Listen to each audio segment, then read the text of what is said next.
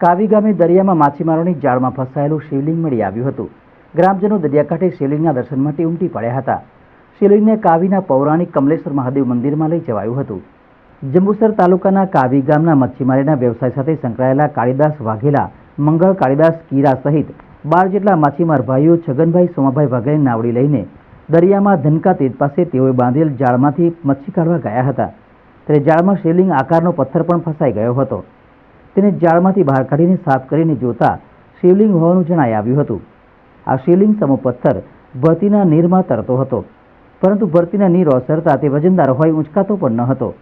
આશરે 1 ક્વિન્ટલ વજન ધરાવતા શિવલિંગને માછીમાર ભાઈઓએ અન્ય નાવના માછીમારોની મદદથી ભારે જહેમતથી પોતાની નાવ ઉપર ચઢાવી કાવી દરિયા કિનારે લાવ્યા હતા અને દરિયા કિનારે તેને મૂકી પાણીથી સાફ સફાઈ કરતા આ શિવલિંગ સ્ફટિકનું હોવાનું તથા અંદર શંખ, નાની મૂર્તિ હોવાનું જણાઈ આવ્યું હતું। આ હકીકતની જાણ કાવી ગામમાં વાયુવેગે પ્રસરતા ગ્રામજનો શિવલિંગના દર્શનાર્થે ઉમટી પડ્યા હતા।